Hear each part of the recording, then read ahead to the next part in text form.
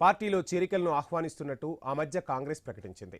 అలా ప్రకటన వచ్చిందో లేదో ఇలా కాంగ్రెస్ కండువ కప్పేసుకున్నారు గణరాజ్ సుజాత, సాజిద్ ఖాన్, అల్లూరి సంజీవ్ రెడ్డి, ఇతర నేతలు. గతంలో వీళ్లంతా కాంగ్రెస్ పార్టీలో ఉన్నవారే. నాడు టికెట్ రాలేదని కినుకు వహించి పార్టీకి దూరమైన వారే. ఇప్పుడు అన్ని లెక్కలు కుదరడంతో మళ్లీ ఒక్కటైపోయారు. ఈ చేరికల తర్వాత కాంగ్రెస్లో ఇంకెవరు చేరుతారు అనే చర్చ నడుస్తున్న తరుణంలో బీఆర్ఎస్ జలకిచ్చేసింది. ఇదే ఉమ్మడి ఆదిలాబాద్ జిల్లాలో ఆపరేషన్ షురూ చేసింది. మాజీ ఎమ్మెల్యే కోనేరు కోనప్ప, ఆయన సోదరుడు కృష్ణ తిరిగి కారెక్కేశారు. వీరికి గులాబీ కండువ కప్పి బీఆర్ఎస్లోకి ఆహ్వానించారు కేటీఆర్. హరీష్ రావు ఈ కార్యక్రమంలో పాల్గొన్నారు.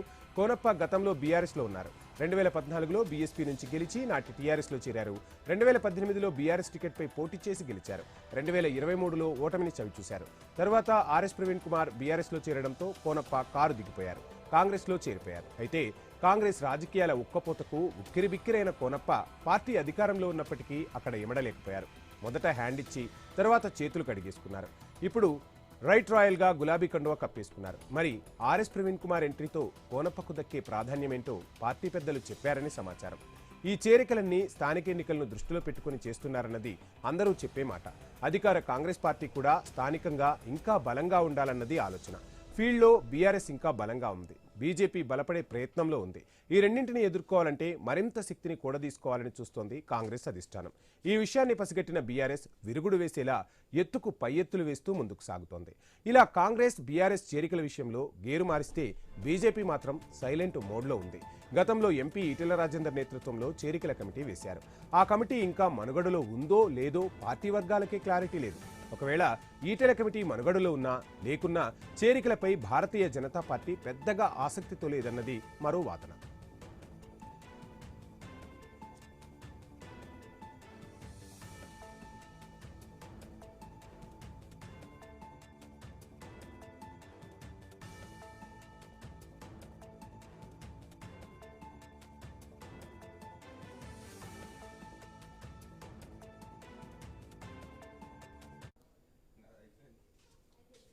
రైట్, మొత్తంగా అన్ని పార్టీలు కూడా ఆపరేషన్ ఆకర్షకు తెరతీసినట్టుగా తెలుస్తుంది. గర్వాపసి అంటూ కూడా మొత్తంగా అటు కాంగ్రెస్ పిలుపునిస్తే ఇటు వెళ్లిపోయిన నేతలను మళ్లీ పార్టీలోకి ఆహ్వానిస్తుంది బీఆర్ఎస్. మొత్తంగా రాజకీయ చదరంగంలో పార్టీలు మారుతున్న నేతలు ఒకవైపు, ఎత్తులకు పై ఎత్తులు వేస్తూ ముందుకు సాగుతున్న పార్టీలు మరోవైపు.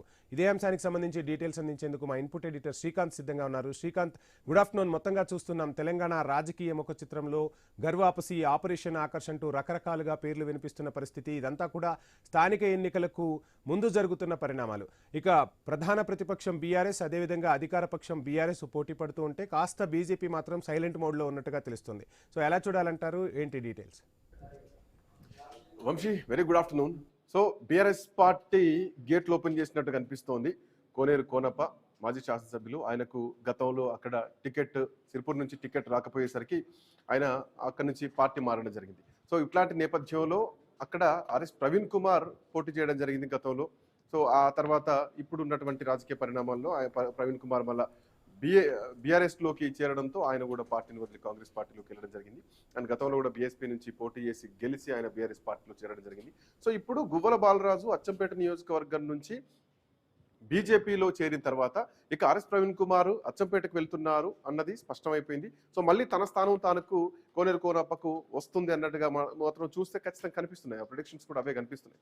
ఇక ఇట్లా నేపథ్యంలో ఒకవైపు ఇప్పటికే ముఖ్యమంత్రి రేవంత్ రెడ్డి గేట్లెత్తి బీఆర్ఎస్ పార్టీని ఖాళీ చేస్తాం, చివరికి ఆ పార్టీలో ఆ నలుగురు మాత్రమే మిగులుతారు అని చేసినటువంటి ప్రకటన తర్వాత అందులో కీలకంగా కవిత కూడా పార్టీ నుంచి బయటకు వెళ్ళిపోవడం, ఎవరైతే అలక పూర్ణ వాళ్ళు ఉన్నారో వాళ్ళందరినీ కూడా ఆకర్షిస్తాను, ఖచ్చితంగా వాళ్ళని కలుపుకొని ముందుకెళ్తానన్నటువంటి ధోరణి కూడా తనలో ఉంది. సో ఇట్లాంటి నేపథ్యంలో హరీష్ రావు, కేటీఆర్ ఇద్దరు బావబామ్మారుదులు ఇక ఒక అట్రాక్షన్ మాత్రం స్టార్ట్ చేసిండ్రు, ఆపరేషన్ ఆకర్ష్ లాగా.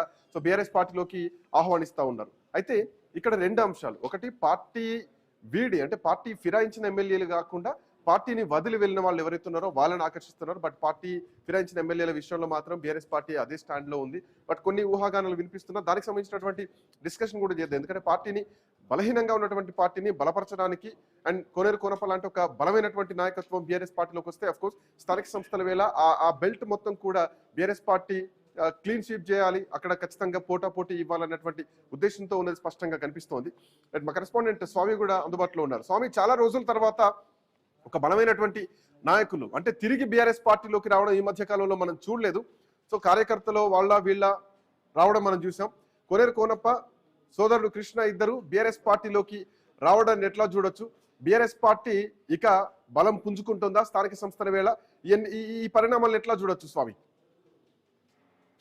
శ్రీకాంత్, ఒకవైపు 2023 అసెంబ్లీ ఎలక్షన్స్లో బీఆర్ఎస్ పార్టీ ఓడిపోయి ఆ తర్వాత లోక్సభ ఎలక్షన్స్లో 0 స్థానాలకే పరిమితమైన తర్వాత పార్టీ పరిస్థితి పైన కొంత అగమ్యగోచర పరిస్థితి ఏర్పడ్డది. కేసీఆర్ అనారోగ్యం పాలు కావడం, ఆయన ఏడాది పాటు బెడ్కే పరిమితం అవ్వడం, ఇటు పార్టీకి సంబంధించినటువంటి కోఆర్డినేషన్ విషయంలో కేటీఆర్, హరీష్ రావు ఇద్దరు కలిసి పనిచేస్తుండడం, ఇలా కొంచెం పార్టీ గాడిలో పడుతున్న తరుణంలో మళ్ళీ కవిత ఇష్యూ అనేది కూడా ఒకటి పార్టీకి ఇబ్బందికరంగా మారింది. ఇలాంటి పరిస్థితుల్లో పార్టీని ఖచ్చితంగా రక్షించుకోవాలంటే పార్టీకి బలమైనటువంటి పునాదులుగా ఉండేటువంటి నాయకత్వాన్ని కూడా ఒకవైపు పెంపొందించుకోవాలి. వారు ఎవరు కూడా పార్టీ వదులుకోకుండా జాగ్రత్త పడాలని చెప్పేసి కూడా బీఆర్ఎస్ పార్టీ అధినాయకత్వం భావిస్తుంది. అందులో భాగంగానే ఒకవైపు party working president KTR, party senior నేత హరీష్ రావు ఇద్దరు కూడా కేసీఆర్ ఆలోచన మేరకు నడుచుకుంటూ ఉన్నారు. ఉమ్మడి ఆదిలాబాద్ జిల్లాలో సిర్పూర్ కాకతీయ నియోజకవర్గంలో గతంలో బీఆర్ఎస్ పార్టీ నుంచి 2 సార్లు గెలిచినటువంటి కోనేరు కోనప్ప రీసెంట్గా జరిగిన పరిణామాల్లో బీఎస్పీ పార్టీ నుంచి వెళ్ళి పోటీ చేసినటువంటి ఆర్ఎస్ ప్రవీణ్ కుమార్, అదేవిధంగా కాంగ్రెస్ నుంచి బీజేపీలో చేరినటువంటి పాల్వాయి హరీష్ కారణంగా ఆయన అక్కడ ఓడిపోయారు. స్థానికంగా మాస్ లీడరు, బలమైన నాయకుడిగా ఉన్నటువంటి కోనేరు కోనప్పను పార్టీ వదులుకోవద్దని భావించింది. కాంగ్రెస్ పార్టీ నుంచి అనేక రకాల ఆహ్వానాలు అందినప్పటికీ కూడా కోనేరు కోనప్ప మళ్ళీ తిరిగి బీఆర్ఎస్ గూటికి నిన్న చేరారు. కేసీఆర్ సమక్షంలో కోనేరు కోనప్ప, ఆయన సోదరుడు కోనేరు కృష్ణ ఇద్దరు కూడా ఇటు పార్టీలో చేరారు. వారి చేరికతోటి ఉమ్మడి ఆదిలాబాద్ జిల్లాలో ఒక 3-4 నియోజకవర్గాల పరిధిలో పార్టీకి కొంత పాజిటివ్ సైన్గా ఉపయోగపడుతుంది. అక్కడ బీజేపీ బలంగా పుంజుకోవడం, ఉమ్మడి ఆదిలాబాదు, ఉమ్మడి కరీంనగర్, ఉమ్మడి నిజామాబాదు, ఉమ్మడి మెదక్ లాంటి 3-4 జిల్లాల పరిధిలో కొంత బీజేపీ బలంగా పుంజుకోవడం కారణంగా అక్కడక్కడ 1-2 సీట్లు బీజేపీకి బీఆర్ఎస్కి తేడా రావడంతో కూడా పార్టీ అధికారం కోల్పోవాల్సిన పరిస్థితి ఏర్పడింది. ఒక్కొక్క జిల్లాకు ఒక్కొక్క సీట్ వచ్చినా కూడా ఈరోజు బీఆర్ఎస్ పార్టీ 50 స్థానాలకు పైగా గెలుపొంది అధికారంలోకి వచ్చి ఉండేదనే ఒక ఆలోచన అయితే పార్టీ వర్గాల్లో ఉంది. ఇలాంటి సందర్భంలో ఇక నుంచి పార్టీకి సంబంధించిన కీలక నాయకత్వాన్ని కూడా ఎవరిని కూడా వదులుకోవద్దు. ఆయా నియోజకవర్గాల వారిగా వాళ్ళని కూర్చోబెట్టి సర్దుబాటు చేయాలి. ఇప్పుడు అక్కడ టికెట్ ఆశించి పోటీ చేసినటువంటి ఆర్ఎస్ ప్రవీణ్ కుమార్ని మనం రీసెంట్గా ఆయన నాగర్ కర్నూలు ఎంపీగా పోటీ చేశారు. ఆ నియోజకవర్గం పరిధిలో ఉన్నటువంటి బలమైనటువంటి క్యాడర్ కూడా ఉంది. ఆయనకు సంబంధించి మొదటి నుంచి కూడా మంచి పేరు ఉన్నది. అలాంటి నాయకుడిని అడ్జస్ట్ చేయాలి. ఇప్పుడు వారిద్దరి మధ్య అక్కడ గొడవ లాంటి పరిస్థితి తలెత్తకుండా ఆయనను అచ్చంపేట కన్నా లేకపోతే అవసరమైతే మళ్ళీ లోక్సభ పార్లమెంటుకు ఆయనను మళ్ళీ నాగర్ కర్నూలు నుంచి పంపాలని చెప్పేసి పార్టీ అధినాయకత్వం భావిస్తుంది. ఈ నెల 28వ తేదీన అచ్చంపేట నుంచి బీఆర్ఎస్ పార్టీలో ఎమ్మెల్యే గెలుపొంది వెళ్ళినటువంటి గువ్వల బారా స్థానాన్ని భర్తీ చేయడం కోసం పార్టీ ఆలోచన చేస్తుంది. ఈ నెల 28వ తేదీన అక్కడ ఒక భారీ సభను కూడా కేటీఆర్ తలపెట్టారు. మొన్న గద్వాల్లో ఎలాంటి సభనైతే అక్కడ ఏర్పాటు చేశారో అలాంటి సభనే ఇప్పుడు తలపించే సభను ఇప్పుడు అచ్చంపేటలో పెట్టి సక్సెస్ చేయాలని చెప్పి భావిస్తున్నారు. గువ్వల బాలరాజు వెంట ఎవరు కూడా బీఆర్ఎస్ క్యాడర్ వెళ్ళలేదు. ఆయన ఒంటరిగా బీజేపీలోకి వెళ్ళిపోయారు. ఈ నేపథ్యంలో క్యాడర్ అంతా కూడా ఏకతాటిపై రావాలి. అది రిజర్వ్ నియోజకవర్గము. అలాంటి ప్రాంతంలో ఒక బలమైనటువంటి నాయకుడుగా ఉన్నటువంటి ఆర్ఎస్ ప్రవీణ్ కుమార్ని అక్కడ సెటిల్ చేస్తే ఇప్పుడు సిర్పూర్ కాకినాడ సెట్ అవుతుంది, అచ్చంపేట సెట్ అవుతుంది. ఒక ఈక్వేషన్ లో అంటే వాస్తవానికి స్వామి ఒకవైపు పార్టీని బలపరచాలి. ఇప్పటికీ ఎక్కడా కూడా నియోజకవర్గ ఇన్ఛార్జీలను కూడా కేటాయించలేదు. పార్టీ ఎన్నికలు అయిపోయిన తర్వాత, ఈవెన్ లోక్సభ ఎన్నికలు అయిపోయిన తర్వాత చాలా బలహీనంగా ఉంది. కేసీఆర్ కూడా పెద్దగా గ్రౌండ్ రాకపోవడం, ఈ మధ్య కాలంలోనే ప్రభుత్వం పైన వస్తున్నటువంటి వ్యతిరేకతతోటే బీఆర్ఎస్ పార్టీకి కొంత సింపతి అయితే వస్తోంది. సో ఇప్పుడు స్థానిక సంస్థలు సమీపిస్తున్నాయి. ఉమ్మడి జిల్లాల్లో వెళ్ళినటువంటి బలమైనటువంటి నాయకత్వాలను కూడా ఆకర్షించేటువంటి పనిలో ఉన్నారా? మోరోవర్ కవిత అంశాన్ని దీంట్లో ఎట్లా చూడొచ్చు? ఎందుకంటే కవిత కూడా బలమైనటువంటి నాయకత్వం కోసం చూస్తున్నారు. ఆమె కూడా తొందరలో పార్టీ పెట్టబోతున్నారు. సో కవిత స్పీడ్ కంటే ముందే బీఆర్ఎస్ పార్టీ ఒక అడుగు ముందేసింది అనుకోవాలా? ఇద్దరు అంటే ఎట్లాంటి క్లాషెస్ లేకుండా హరీష్ రావు పైన అంత విమర్శలు వచ్చినా కానీ ఇద్దరు అదే సమపాలుగా సమఉజ్జీలుగా ముందుకెళ్తున్నారా పార్టీని పటిష్టం చేసుకోవడానికి? ఎట్లా చూడొచ్చు అంశాన్ని? ఇంకెవరెవరిని ఎక్స్పెక్ట్ చేయొచ్చు? అంటే శ్రీకాంత్, ఒకవైపు కవిత త్వరలో పార్టీ పెడితే కనుక బీఆర్ఎస్ పట్ల అసంతృప్తి ఉండి తమకు అవకాశాలు వస్తాయో రావో, ఆ నియోజకవర్గంలో 3-4 నాయకులు ఉండి అంతర్గత పోరు ఉంటే ఆ పరిస్థితిని ఆసరా చేసుకుని వారిని ఇతర పార్టీలు లాగే అవకాశం ఉంటుంది. కవిత కూడా వారిని ఆకర్షించి తమ వైపు తిప్పుకునే అవకాశం ఉంటుంది. అలాంటి స్కోపు పార్టీకి నష్టం చేకూర్చే అవకాశం ఇవ్వకుండా జాగ్రత్త పడడం కోసమే బీఆర్ఎస్ పార్టీలో హరీష్ రావు, కేటీఆర్ ఇద్దరు కూడా కేసీఆర్తో చర్చించి పలు కీలక విషయాలు ఒక్కొక్క జిల్లాల వారిగా ఒక్కొక్క జిల్లాకు ఒక్కొక్క వ్యూహాన్ని ఖరారు చేస్తూ ఉన్నారు. ఒకవైపు ఉమ్మడి మెదక్ జిల్లాకు సంబంధించి హరీష్ రావు ఇప్పటికే తనదైన ముద్ర అక్కడ వేసి ఉన్నారు. ఒకవైపు అక్కడ రీసెంట్గా జరిగిన పరిణామాల్లో మెదక్లో మళ్ళీ ఈసారి పద్మదేవేందర్ రెడ్డి ఖచ్చితంగా గెలుపొందుతారు. మైనంపల్లి డిస్టర్బెన్స్ తోటి ఆ జిల్లాకు జరిగినటువంటి ఆ ప్రయత్నాలు ఆయన చెక్ పెట్టే ప్రయత్నాల్లో ఉన్నారు. మరోవైపు ఉమ్మడి రంగారెడ్డి జిల్లాకు సంబంధించి ఒకవైపు సబితేంద్ర రెడ్డి లాంటి బలమైన నాయకులు ఉన్నారు, ఒకవైపు ఇటు పట్నం మహేందర్ రెడ్డి కావచ్చు, వారందరూ కూడా పార్టీ మారినప్పుడు కూడా పట్నం మహేందర్ రెడ్డి సోదరుడు మా కోడంగల్ ఎమ్మెల్యేగా పోటీ నరేందర్ రెడ్డి ఇప్పటికే ఇక్కడనే ఉన్నారు. అలాంటి వారిని ఎవరిని కూడా పార్టీకి దూరం చేసుకోకుండా ప్రతి ఒక్కరిని కూడా పార్టీకి అనుకూలంగా ఉండడం కోసం ప్రయత్నం చేస్తున్నారు. అనేక చోట్ల కూడా పార్టీ సెకండ్ కేర్ నాయకత్వం అంతా కూడా ఈసారి తమకు కొత్తగా అవకాశాలు వస్తాయని చెప్పి ఇతర పార్టీలు వెళ్లకుండా ఖచ్చితంగా ఈసారి వచ్చే లోకల్ బాడీలో మీకు అవకాశం ఇస్తాము, రానున్న రోజుల్లో పార్టీకి సంబంధించి మెంబర్షిప్ డ్రైవ్ చేస్తాము, గ్రామ కమిటీలు, మండల కమిటీలు, నియోజకవర్గ కమిటీలు అన్ని కూడా కంప్లీట్ చేసి ఒక్కొక్క నియోజకవర్గానికి ఒక్కొక్క ఉమ్మడి జిల్లాల వారిగా ఒక కొత్త ప్రణాళికతోటి బీఆర్ఎస్ పార్టీ ముందుకు సాగుతూ ఉంది. ఉమ్మడి మెదక్ జిల్లాకు సంబంధించి కావచ్చు, ఉమ్మడి మహబూబ్ నగర్, నల్గొండకు సంబంధించి జగదీశ్వర్ రెడ్డి మొత్తం అంతా తానే వివరిస్తున్నారు. పార్టీ అధినేత కేసీఆర్తో నిత్యం టచ్లో ఉంటూ అక్కడ జరుగుతున్న పరిణామాలను ఎప్పటికప్పుడు ఆయనకు అందజేస్తూ ఉన్నారు. ఉమ్మడి వరంగల్ జిల్లాకు సంబంధించి చాలా మంది నేతలంతా కూడా ఇప్పటికే పార్టీతోనే ఉన్నారు. చాలా మంది మారిన పరిణామాల్లో ఒకవైపు కాంగ్రెస్ పార్టీ పైన పెరుగుతున్నటువంటి వ్యతిరేకతతో చాలా మంది వెనక ముందు ఆడుతున్నారు. అలాంటి వారందరూ కూడా మళ్ళీ అడ్డుపట్టుకొని పార్టీ వైపే గట్టిగా నిలబెట్టడం కోసం ఇప్పుడు స్థానిక సంస్థల్లో ఖచ్చితంగా గెలవాలన్నటువంటి ఉద్దేశం ఒకటి స్పష్టంగా కనిపిస్తోంది. మెజార్టీ సీట్లు సాధించాలి అన్నది ఒకటి స్పష్టంగా కనిపిస్తుంది. ఎప్పుడైనా కానీ అధికారంలో ఏ పార్టీ ఉంటే స్థానిక సంస్థల్లో కానీ సరే గ్రామ పంచాయతీలు ఓటు పార్టీ గుర్తుపైన ఉండకపోయినా కానీ అధికారంలో ఏ పార్టీ ఉంటే ఆ పార్టీ గెలిచినటువంటి సందర్భాలు చాలా ఉన్నాయి. బట్ ఇప్పుడు ఇట్లాంటి బలమైనటువంటి నాయకత్వంతో బీఆర్ఎస్ పార్టీ మెజార్టీ సీట్లు కైవసం చేసుకునేటువంటి అవకాశం కనిపిస్తోందా? ఇటు స్థానిక సంస్థల్ని అటు జూబ్లీహిల్స్ ని చాలా ప్రతిష్టాత్మకంగా తీసుకునేది స్పష్టంగా కనిపిస్తోందా? కాంగ్రెస్ పార్టీ ధీటుగా ఉందని అనిపిస్తోందా గ్రౌండ్ లో? అంటే ఇక్కడ రెండు రకాల ఈక్వేషన్స్ ఉన్నాయి. ఉమ్మడి జిల్లాల వారిగా చూసుకుంటే ఉత్తర తెలంగాణలో ప్రధానంగా ఒక 3-4 జిల్లాల్లో ఆదిలాబాదు, కరీంనగర్, నిజామాబాదు, ఇటు మరోవైపు మెదక్తో సహా మిగతా ప్రాంతాల్లో కొంత బీజేపీ ప్రభావం ఉంటుంది. అక్కడ ట్రాంగిల్ ఫైట్ ఉంటుంది. అక్కడ ముఖాముఖిగా BJP versus BRS, BJP versus Congress, BJP versus ఇట్లా కాంగ్రెస్ వర్సెస్ బీఆర్ఎస్ కొన్ని జిల్లాల్లో ఇలాంటి పరిస్థితి ఉంటుంది.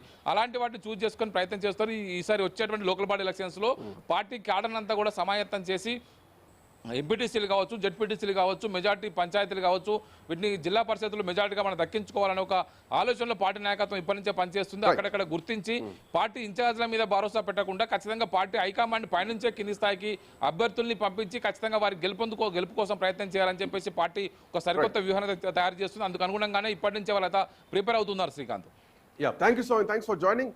సో క్వశ్చన్ అవర్ లో ఒక చిన్న బ్రేక్ తీసుకుందాం. బ్రేక్ తర్వాత debate will be continue.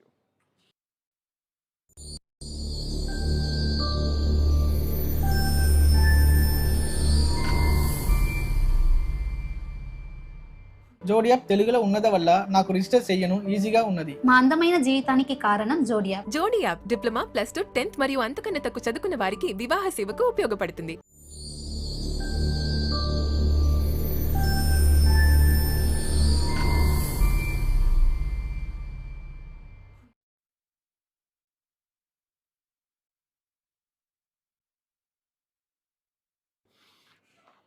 Welcome back to question hour. Koneru Konappa Sirpur ఉమ్మడి ఆదిలాబాద్ జిల్లాలో కొమరం భీం జిల్లా ఒక బలమైనటువంటి వ్యక్తి. ఆ వ్యక్తి చేరిక తర్వాత మళ్ళీ పార్టీకి అక్కడ ఒక కొత్త ఉత్సాహం వచ్చిందా?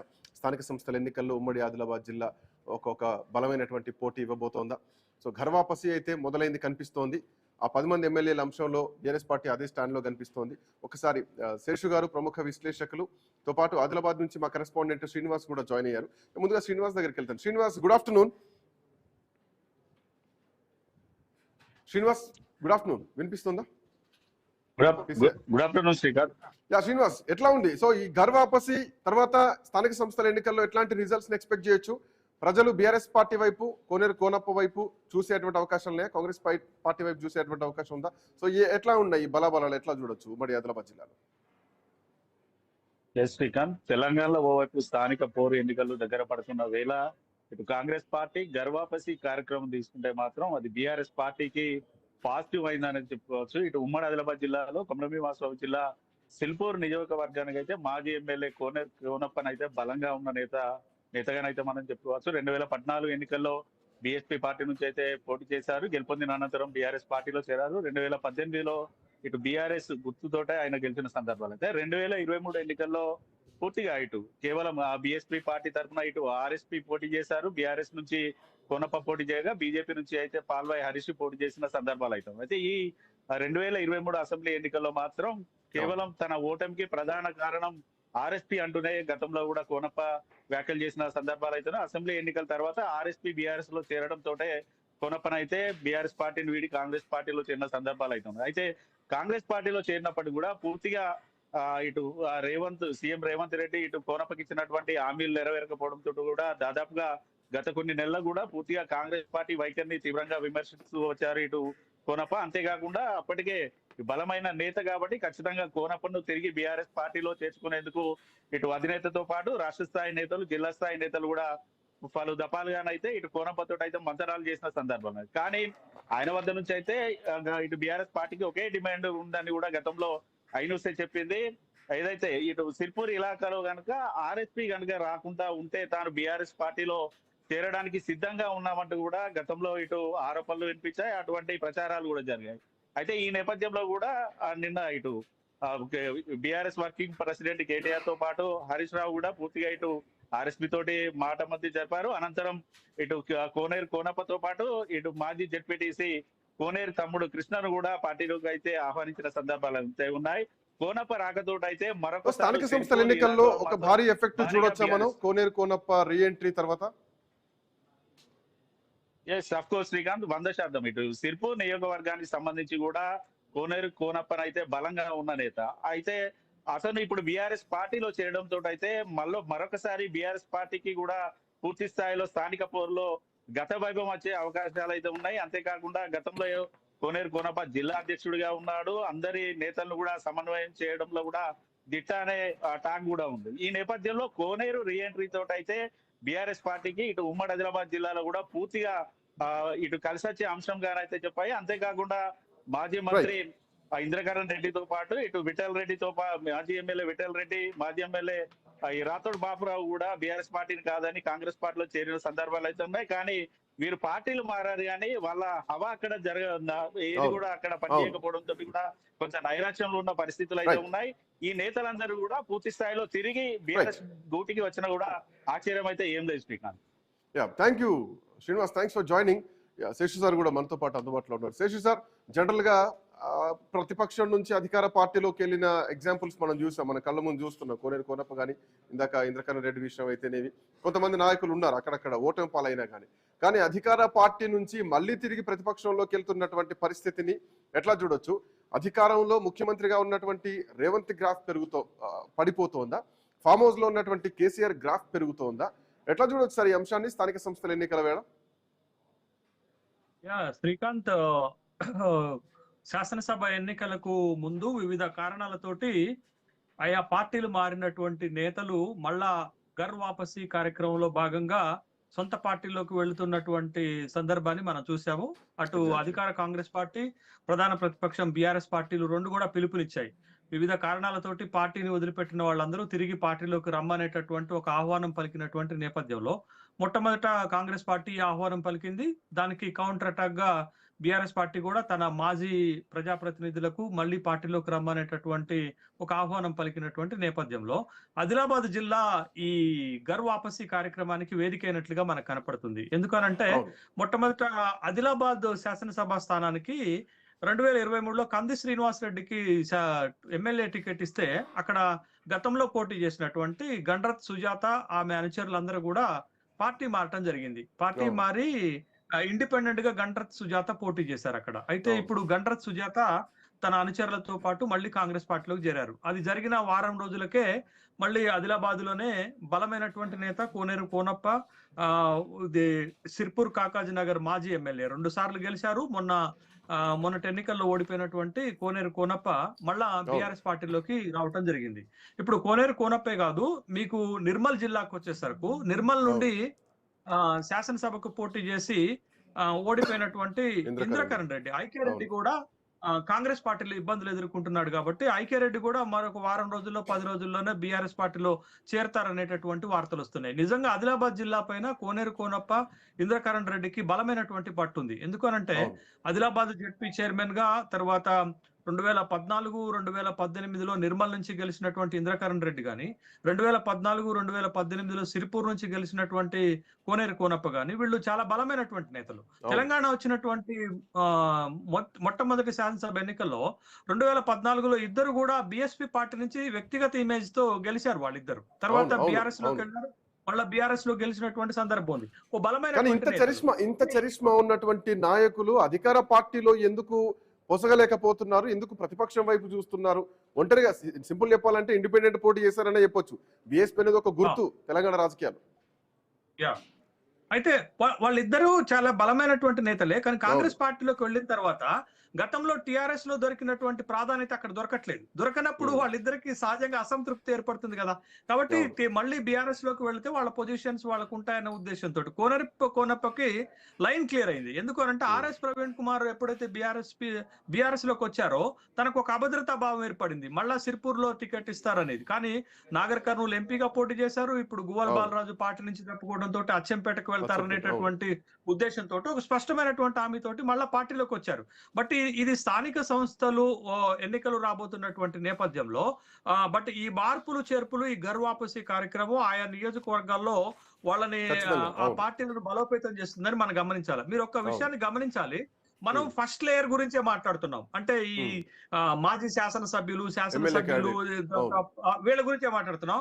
కానీ గత 10 రోజులుగా టిఆర్ఎస్ పార్టీ ఒక బలమైన రాజకీయ వ్యూహాన్ని అమలు చేస్తుంది. ఏంటంటే బలమైన సెకండ్ గ్రేడ్ అంటే 2వ శ్రేణి నాయకత్వాన్ని ఆయా నియోజకవర్గాలలో కేటీఆర్ స్వయంగా వెళ్లి పార్టీలో చేర్పించుకుంటున్నటువంటి సందర్భాలను మనం చూస్తున్నాం. అటు మహబూబ్ నగర్ వెళ్లారు, ఇటు మెదక్ వెళ్లారు. అనేక జిల్లాలు స్వయంగా తానే తిరుగుతూ 2వ శ్రేణిలో బలమైనటువంటి నేతల్ని పార్టీలో చేర్చుకుంటున్నారు. అంటే కొత్త రక్తాన్ని కూడా ఎంకరేజ్ చేస్తున్నారు. చదువుకున్న వాళ్ళు, ఎడ్యుకేటెడ్ ఎవరైతే ఉన్నారో కొత్త వాళ్ళను, మహిళలు కూడా ఎంకరేజ్ చేస్తున్నారు. అదే నేను ఇప్పుడు ఈ పార్టీలకి ఒక దౌర్భాగ్యం కనపడుతుంది శ్రీకాంత్. ఏంటంటే ఆయా నియోజకవర్గాలలో కొత్త లీడర్షిప్ ని తయారు చేసుకోకుండా మళ్ళా పాత లీడర్షిప్ ని పార్టీలోంచి వెళ్ళిపోయినటువంటి వాళ్ళని ఏదో ఒక ఆఫర్స్ ఇచ్చి, ఏదో ఒక అవకాశాలు ఇచ్చి మళ్ళా పార్టీలోకి తెచ్చుకుంటున్న సందర్భాలే మనం చూస్తున్నాం తప్ప. బట్ అట్లా కాకుండా మీరు ఒక కొత్త రాజకీయాన్ని, ఒక బలమైనటువంటి రాజకీయాన్ని నిర్మించాలి అంటే పార్టీ నుంచి వెళ్ళిపోయినటువంటి వాళ్ళ స్థానంలో ఆయా నియోజకవర్గాల్లో బలమైనటువంటి నేతలను, యువతను ప్రోత్సహించి వాళ్ళని బలోపేతం చేసి యువ నాయకత్వాన్ని తీసుకురావాల్సినటువంటి అవసరం ఉంది. కానీ పార్టీలు ఎందుకో ఆ విధంగా ఆలోచన చేయకుండా ఒక ఎస్టాబ్లిష్మెంట్ ఉన్న లీడర్ తోటి అయితే తొందరగా బలపడొచ్చు కదా అని ఒక ఆలోచనతో ఉన్నారు. కానీ మళ్ళా రేపు వాళ్ళకి అవకాశం రాకపోతే వేరే పార్టీలకు వెళ్ళిపోతారు కదా. కాబట్టి ఇప్పుడు చూడండి, 10 అసెంబ్లీ 10 మంది శాసనసభ్యులు బీఆర్ఎస్ నుంచి కాంగ్రెస్ లోకి వెళ్ళిపోయారు. ఆయా నియోజకవర్గాల్లో ఇప్పుడు బీఆర్ఎస్ చాలా ఇబ్బందికరమైనటువంటి పరిస్థితులు ఎదుర్కొంటుంది. పార్టీ నుంచి కాంగ్రెస్ లోకి వెళ్లిపోయినటువంటి శాసనసభ్యులు కూడా ఇబ్బందులు ఎదుర్కొంటున్నారు. మీరు గద్వాల్లోనైతే పెద్ద యుద్ధమే జరుగుతుంది, తర్వాత పటాన్ చెరువులో పెద్ద యుద్ధమే జరుగుతుంది, తర్వాత జగిత్యాల్లో పెద్ద యుద్ధమే జరుగుతుంది. అక్కడ ఇంకొక పాయింట్ సార్, పార్టీ మారిన ఎమ్మెల్యేలుగా ఉన్నారు తప్ప వాళ్ళతో బీఆర్ఎస్ పార్టీ క్యాడర్ ఉండట్లేదు, వాళ్ళతో కాంగ్రెస్ పార్టీ ఉండలేనటువంటి పరిస్థితి. ఆ కార్యకర్తలు, ఆ సెకండ్ క్యాడర్ కూడా ఏ పార్టీలో ఉన్నామో, ఏ ఎమ్మెల్యేతో ఉన్నామో చెప్పుకోలేనటువంటి పరిస్థితుల్లోకి వెళ్ళిపోయారు. అది చాలా ఇబ్బందికరమైనటువంటి పరిస్థితులు ఎదురవుతున్న సందర్భంలో ఒక 2-3 శాసనసభ్యులు తిరిగి బీఆర్ఎస్ లోకి వచ్చేటటువంటి ప్రయత్నాలు చేస్తున్నటువంటి విషయాలు కూడా రాజకీయ వర్గాల్లో వినపడుతున్నటువంటి మాట. కాబట్టి ఇప్పుడు ఈ ఘర్ వాపసీ కార్యక్రమంలో కాంగ్రెస్ అయితే ఆదిలాబాద్ నుంచి, తర్వాత బీఆర్ఎస్ కూడా ఆదిలాబాద్ నుంచి మొదలు పెడితే బహుశా ఏమనుకున్నారంటే కాంగ్రెస్ పార్టీ అధికారంలో ఉంది కాబట్టి కాంగ్రెస్ పార్టీ పిలువంగులోనే ఘర్ వాపసీ అని పిలువంగులోనే వెళ్లిపోయినటువంటి వాళ్ళందరూ తిరిగి వస్తారు అనుకున్నారు. కానీ పెద్దగా రెస్పాన్స్ ఉన్నట్టుగా కనపట్లేదు. పొన్నాల లక్ష్మి లాంటి వాళ్ళు కాంగ్రెస్ పార్టీలోకి రావాలని కాంగ్రెస్ పార్టీ కూడా కోరుకుంటుంది. కానీ పొన్నాల లక్ష్మి ఆ విధమైనటువంటి ఆలోచన చేస్తున్నట్టుగా లేదు. కాబట్టి కాంగ్రెస్ పార్టీ కంటే కూడా ఈ ఘర్ వాపసీ కార్యక్రమంలో బీఆర్ఎస్ పార్టీ కొద్దిగా ముందున్నట్టు కనపడుతుంది. ఎందుకు? బీఆర్ఎస్ పార్టీ ద్విముఖ వ్యూహాన్ని అవలంబిస్తుంది. ఒకటి, ఒక స్టేచర్ ఉన్న, ఒక పేరున్నటువంటి నాయకులను మళ్ళా పార్టీలో చేర్చుకోవటం ఒకటైతే, ఆయా నియోజకవర్గాల్లో 2వ శ్రేణిలో బలంగా ఉన్నటువంటి నాయకులు, బలమైనటువంటి ఓట్లను ప్రభావితం చేయగలిగినటువంటి వాళ్ళని కూడా పార్టీలోకి మళ్ళా తీసుకోవటము, కొత్త నాయకత్వాన్ని ముందుకు తీసుకెళ్లేటటువంటి కార్యక్రమం కూడా చేస్తుంది. కాబట్టి బట్ ఏదైనా రాబోయే స్థానిక సంస్థల ఎన్నికల్లో గట్టి పోటీ ఇవ్వాలని బీఆర్ఎస్ పార్టీ తలపోస్తుంది. కాబట్టి బహుశా ఇప్పుడు ఒక పక్క హరీష్ రావు, ఇంకొక పక్క కేటీ రామారావు గారు ఈ కార్యక్రమాన్ని నిర్వహిస్తున్నట్టుగా మనకు తెలుస్తుంది. కాబట్టి ఆయా నియోజకవర్గాలలో రాష్ట్ర వ్యాప్తంగా స్థానిక సంస్థల్లో కాంగ్రెస్ కి, బీజేపీకి బలమైనటువంటి పోటీ ఇవ్వాలంటే ఈ విధమైనటువంటి పొలిటికల్ పోలరైజేషన్ చేయాలనేటటువంటి అభిప్రాయానికి వచ్చారు. కాబట్టి వాళ్ళు ఈ ఘర్ వాపసీ కార్యక్రమంలో ఒక అడుగు ముందుకున్నారు. కాంగ్రెస్ పిలిపించినప్పటికి కూడా బీఆర్ఎస్ పార్టీ దాన్ని అమలు చేసేటటువంటి క్రమంలో ఒక అడుగు ముందుకేసినట్టుగా మనకు కనపడుతుంది. మీకు అటు ఇంద్రకరణ్ ఎక్కడ రెడ్డి మిస్ గాని, ఇటు అవుతోంది కోనేరు కోనప్ప గాని. శేషు సార్, ఎక్కడ మిస్ అవుతుంది? ఎందుకంటే బయటకు వచ్చేటువంటి నాయకులు ఈవెన్ కోనేరు కోనప్ప విషయానికి వస్తే ఒక దొంగల గుంపులా కనిపిస్తోంది కాంగ్రెస్ పార్టీలు నాయకులంతా అని చెప్పి మాట్లాడుతున్నారు. ఆయన జిల్లాలోనే అధికార పార్టీలో ఉండి కనీసం ఫ్లైఓవర్ కూడా శాంక్షన్ చేయించుకోలేనటువంటి పరిస్థితుల్లో ఉన్నాడు. ముఖ్యమంత్రి మాట ఇస్తున్నారు, ఆ మాట నెరవేర్చట్లేదు, అసలు కనీసం టైం కూడా ఇవ్వట్లేదు. ఇది ఇప్పుడు వారం కింద ఆయన నిర్ణయం తీసుకున్నాను మాట్లాడుతున్నారు. ఇప్పుడు మీరు కొత్తగా ఐక్యరెడ్డి కూడా బహుశా మారొచ్చు, ఎందుకంటే ఉమ్మడి జిల్లా కాబట్టి ఈ ఎఫెక్ట్ ఖచ్చితంగా మిగతా ప్రాంతాల్లో కూడా ఉంటుందని చెప్పడంలో ఎట్లాంటి సందేహం లేదు. బలమైనటువంటి నాయకత్వం. గేట్లు ఎత్తడంలో రేవంత్ రెడ్డి ఫెయిల్ అయ్యారా? అన్ఫార్చునేట్ గా కేసీఆర్ గేట్లు ఎత్తే పెట్టారా? ఎట్లా చూడొచ్చు? ఒక్క మాట మీరు అడిగిన ప్రశ్నకు చాలా స్పష్టమైన సమాధానం ఏంటంటే, బీఆర్ఎస్ పార్టీ ప్రాంతీయ పార్టీ, అది ఏకనాయకత్వంలో ఉంటుంది. ఒక హామీ ఇచ్చారంటే ఖచ్చితంగా నెరవేరుస్తారు. అంటే ఆ నియోజకవర్గంలో మీకు ఎమ్మెల్యే టికెట్ ఇస్తామో, లేకపోతే రాజకీయ అవసరాలు ఇస్తామో, ఇంకొక పదవి ఇస్తామో అంటే ఖచ్చితంగా నెరవేరుతుంది. కానీ కాంగ్రెస్ పార్టీలో అలా కాదు కదా. కాంగ్రెస్ పార్టీ బహునాయకత్వం ఉంటుంది. ముఖ్యమంత్రి మాత్రమే నిర్ణయం తీసుకొని పార్టీలో చేర్చుకునే అవకాశం ఉండదు. పిసిసి అధ్యక్షుడు ఆమోదం ఉండాలి, ఆ నియోజకవర్గంలో గతంలో పనిచేసిన వాళ్ళు ఆమోదం ఉండాలి. ఈవెన్ అన్ని కుదిరినప్పటికీ కూడా కేంద్ర పార్టీ కూడా ఆమోదిస్తేనే వస్తుంది. ఒకవేళ హామీ ఇచ్చినప్పటికి కూడా ఆ హామీ నెరవేరదన్నటువంటి గ్యారంటీ ఉండదు. ఎందుకంటే ఒక టికెట్ హామీతోటో మరే హామీతోటో కాంగ్రెస్ పార్టీలోకి తీసుకుంటే అతనికి ఆ టికెట్ వస్తుందో రాదో అనేటటువంటి ఒక గందరగోళ పరిస్థితి ఉంటుంది. కానీ బీఆర్ఎస్ లో ఆ పరిస్థితి ఉండదు. ఒకసారి హామీ ఇచ్చి గనక పార్టీలోకి తీసుకుంటే ఆ హామీని పూర్తి చేసేటటువంటి అవకాశం ఉంటుంది. అదే ఇప్పుడు ప్రాంతీయ పార్టీకి జాతీయ పార్టీకి ఉన్నటువంటి తేడా అదే. ఇప్పుడు ఐకే రెడ్డి గాని, ఇంద్రకరణ్ రెడ్డి గాని, తర్వాత కోనేరు కోనప్ప గాని ఓడి పొంగలోనే కాంగ్రెస్ పార్టీలోకి వెళ్ళిపోయారు. కానీ ఒకప్పుడు వీళ్ళు కాంగ్రెస్ పార్టీలో ఉన్నటువంటి నేతలే. కానీ వాళ్ళకి బీఆర్ఎస్ లో దక్కినటువంటి గౌరవం కాంగ్రెస్ లో దక్కలేదు, ఆ ప్రాధాన్యత దక్కలేదు. కాబట్టి ఇంకొక సంకేతం కూడా కనిపిస్తోంది. అచ్చంపేట గువ్వల బాలరాజు పార్టీ వీడేటప్పుడు ఎట్లాగూ బీజేపీలో కలుస్తుంది, అది బయటకు తెలుస్తూనే ఉంది, ముందే వెళ్ళిపోతే అయిపోతుంది అని చెప్పేసి ఆయన కామెంట్ చేసి వెళ్ళిపోయారు. సో మరోవైపు మాజీలంతా మళ్ళీ సొంత గుడికి తిరిగి వస్తున్నారు. సో ఇక ఆలోచన లేదు, బీజేపీలో కలిసేటువంటి ప్రసక్తే లేదు అని గువ్వల బాలరాజు చేసినటువంటి కామెంట్ కి ఇది ఒక ఎండ్ కార్డ్ అనుకోవచ్చా? నో శ్రీకాంత్, ఒక 22 సంవత్సరాల సుదీర్ఘ రాజకీయ అనుభవం ఉన్నటువంటి పార్టీ, 10 సంవత్సరాలు తెలంగాణని పరిపాలించినటువంటి పార్టీ, ఒక రాజకీయాల్లోనే ఒక అత్యున్నతమైనటువంటి అనుభవం ఉన్నటువంటి ఒక నాయకుడు నేతృత్వంలో ఉన్నటువంటి పార్టీ అంత సింపుల్ గా ఇంకొక పార్టీలో మెర్జ్ అవుతుందని నేను అనుకోను. ఎందుకనంటే 2014లో మెర్జ్ చేస్తామని హామీ ఇచ్చి కూడా వాళ్ళు పార్టీగా నిలదొక్కుని 10 ఏళ్ళు అధికారంలో ఉండగలిగారు. బట్ ఇప్పుడు ఏం అవసరాలు వచ్చాయని, ఇప్పుడు ఏం అవసరం ఉందని బీఆర్ఎస్ పార్టీని బీజేపీలో విలీనం చేస్తారు? అంత పెద్ద అవసరం ఏముంటుంది? ఒకవేళ కవిత కోసం చేయాలని అనుకుంటే కవిత బయటకు వచ్చారు కదా, వాళ్ళకి ఇప్పుడు విలీనం చేయాల్సినటువంటి ఒక అవసరం ఏముంటది? కాకపోతే బీఆర్ఎస్ పార్టీని రాజకీయంగా ఇబ్బందుల్లోకి నెట్టడానికి ఒక రాజకీయ ఎత్తుగడ ఏంటంటే ఇది బీజేపీలో విలీనం అవుతుంది అనేటటువంటి ఒక ఎత్తుగడ రెండు వైపుల నుంచి, ఒకవైపు బీజేపీ నుంచి అంతర్గతంగా, ఒకవైపు కాంగ్రెస్ వైపు నుంచి బహిర్గత విమర్శలు. అంటే ఒక పార్టీని ఇరుకునబెట్టేటటువంటి క్రమంలో, ఒక పార్టీలో ఉన్నటువంటి నాయకులను గందరగోళపరిచేటటువంటి క్రమంలో, బీఆర్ఎస్ పార్టీని ఒక ఆత్మరక్షణలోకి నెట్టేటటువంటి క్రమంలో బీఆర్ఎస్ పార్టీ బీజేపీలో విలీనం అవుతుంది అనేది ఒక ఎత్తుగడ, ఒక ఆరోపణ, ఒక విమర్శని మనం రాజకీయ విమర్శగా చూడాలి తప్ప ఇప్పుడు ఏం అవసరం ఉందని ఇంత పెద్ద పార్టీని బీజేపీలో విలీనం చేయబోతున్నారు. మీరు తెలంగాణ కాంటెక్స్ట్ కి వస్తే బీజేపీ కంటే బీఆర్ఎస్ బలమైన పార్టీ కదా, బీఆర్ఎస్ పార్టీకి బలమైన నాయకత్వం ఉన్నటువంటి పార్టీ కదా. బట్ ఆ స్థాయి బీజేపీకి లేనటువంటి ఒక పార్టీలో ఎట్లా జాయిన్ అవుతుంది? ఒకవేళ కేంద్రం కాంటెక్స్ట్ లో చూడాలని అనుకుంటే, బట్ ఇది ఎన్నికల ముందే ఒక పొత్తు పెట్టుకొని ఉండొచ్చు కదా. బట్ ఇప్పుడు పెట్టుకోవాల్సినటువంటి అవసరమే ఉంటుంది. ఒక్క ఓటమితోటి ఒక పెద్ద పార్టీని తీసుకెళ్లి భారతీయ జనతా పార్టీలో విలీనం చేస్తారంటే నేనైతే నమ్మను. బహుశా తెలంగాణలో కాంగ్రెస్ పార్టీని ఎదుర్కోవటానికి ఒక 2 పార్టీల మధ్య పొత్తు జరిగి ఉండొచ్చేమో, పొత్తు జరిగేటటువంటి నెగోషియేషన్స్ జరిగి ఉండొచ్చేమో, కానీ విలీనాల ముచ్చట అయితే ఉండదు. ఎందుకనంటే పూర్తి స్థితిలో బీఆర్ఎస్ బలహీన పడితే అప్పుడు విలీనం ముచ్చట అనేటటువంటిది తెరపైకి వస్తుందేమో కానీ, బట్ ఇప్పుడు